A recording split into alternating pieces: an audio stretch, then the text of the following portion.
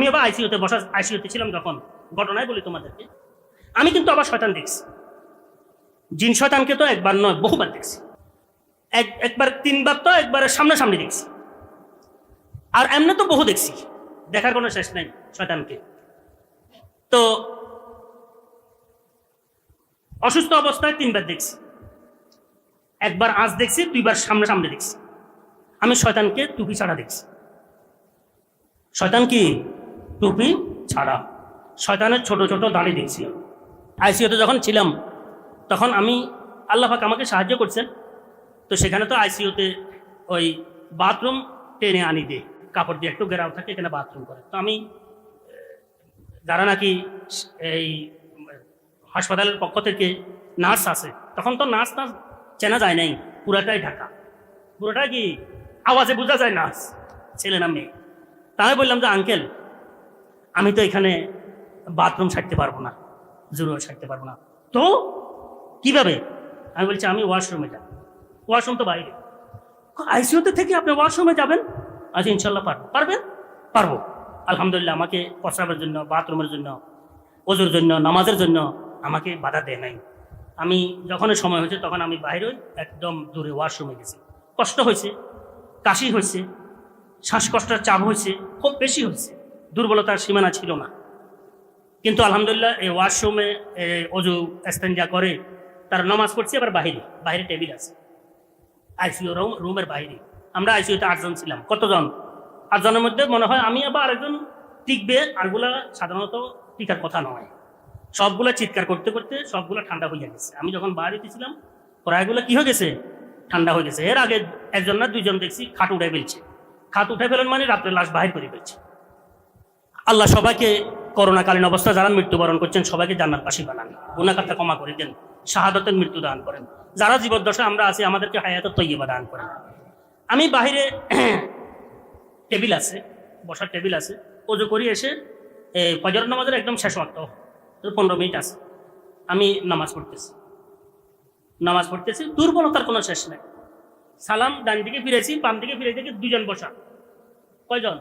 2 জন জোড়া বসা, একদম আমার দিকে এভাবে তাকা গেছে, কথা মানে শেয়ার করতেছে আমার। আমি চিন্তা করলাম কিরে এরা কারা আসলো। একবার চিন্তা করি কোনো ফেরেস্তা কিনা, তো চিন্তা করলাম ফেরেস্তার ডানে না আসি বামে কেন বসবে, এত বামে বসছে। আবার দেখলাম যে ফেরেস্তারা এত কুশ্রী চেহারার তো হয় না, ফেরেস্তারা তো সুশ্রী চেহারা, সুন্দর চেহারা। এগুলো কিছু একেবারে কুৎসিত চেহারা একবার খুব খারাপ, কথা বুঝলেন তো, কিরকম শুকনা চেহারা, কুৎসিত চেহারা। আমি কিন্তু জাগ্রত অবস্থায়, হোসে হাওয়াজ। তো আমি সালাম ফিরে চিন্তা করলাম যে কিরে এরা বামে 2 জন বসে রয়েছে জোড়া, এরা বামে কেন বসবে? ফেরেস্তা হলে তো কোনানে বসবে, ডানে বসবে। আর ফেরেস্তা হলে সুশ্রী চেহারার হবে, এরা সুন্দর চেহারাওয়ালা হবে। এরা তো বিশ্রী চেহারা, কুৎসিত চেহারার এরা তো ফেরেস্তা না। আবার টুপি নাই, কি নাই, আবার দাড়ি হয়েছে এতটুকু, মোছা দাড়ি করা যায় এটা আরই। তো পরে আমার ইয়াকিন হয়েছে যে এরা তো জিন শয়তান, আমাকে এই অসহায় অবস্থায় সের করতেছে। কি করতেছে? কষ্ট দেওয়ার জন্য, জিন শয়তান। তো এই কারণে বলতেছি আমি শয়তান নিজে সচক্ষে দেখছি। আবার দেখছি এখানে আমরা কামরার মধ্যে, আমি তো শেষ অবস্থার মতোই, হোঁশ আছে, দুর্বলতার শেষ নাই। আমি তাকাইছি সাইডে আমার পায়ের পাশে মশারির ভিতরে বসে আছে, বসে বসে কি করতেছে, হুবহু একই রঙের, একই ডিজাইনের। আমি এখনো যদি ওই লোকগুলাকে দেখি আমি চিনবো, এখনো দেখলে আমি চিনবো যে সেখানে বসা ছিল এরা 2 জন, দুজন একই চেহারা। এই কারণে বলতেছিলাম আসলে শয়তানের কি থাকে না, দাড়িও থাকে না, পুরা টুপিও থাকে না, বুঝছেন তো, দাড়িও থাকে না, টুপিও থাকে না। তো প্রাকৃতিক ঘটনা হচ্ছে, এটা বললাম আর। তো এখানেও দেখছি আমার পায়ের পাশে বসে বসে মশারির ভিতরে আমার দিকে এভাবে তাকায় রয়েছে আর কি করতেছে। তো আমি চিন্তা করলাম যে ফেরেস্তা হলে পায়ের বাম দিকে কেন বসা আছে, এটাও বাম দিকে বসা, কথা বুঝলেন। আবার পায়ের দিকে কেন বসা, আবার টুপি কেন নাই, আবার কুৎসিত চেহারার অধিকারী কেন, আবার দাড়ি কেন নাই। তো আস্তে শয়তান না দেখা যায়, কিরে শয়তান। তো যখন আইসিইউতে যখন ইয়াকিন হয়েছে আমার এরা শয়তান, তখন আল্লাহ পাকের উপর আমার ইয়াকিন বেড়ে গেছে যে আল্লাহ পাক অবশ্যই সাহায্য করবেন। যখন শয়তান এসে গেছে আল্লাহ পাক অবশ্যই কি করবেন, সাহায্য করবেন। এখন আর ইনশাআল্লাহ তাআলা আর বেশি দিন থাকা লাগবে না, এটা আমার দিলের মধ্যে একটা দিন যাচ্ছে। তো আমি এই কারণে বলতেছিলাম আমি সচক্ষে দেখেছি শয়তানদেরকে, একবার না আরো বহুবার দেখছি। কিন্তু এই দুইবার তো একটা পরিষ্কার।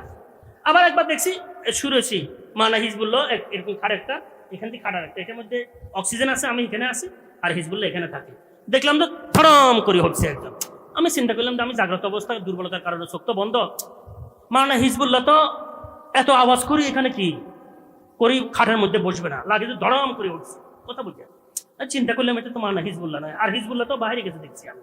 তো আমি তাকাই দেখি যে কেউ নাই, এরপর আবার তাকাইছি স্যার জানালা দিয়ে বাইরে চলে যেতে আছে, বিশাল একটা হোক জানালা দিয়ে বাইরে চলে যেতে, কথা বুঝে। তো এগুলো তো আমি সচক্ষে দেখছি। এভাবে ঘটনা বলতে গেলে লম্বা সময় লাগবে। আমি সচক্ষে বহু শয়তানের রাজিমকে দেখার আল্লাহ পাকের মেহরবানি তৌফিক করেছি। আল্লাহ পাক শয়তানি থেকে আমাদেরকে হেফাজত করে।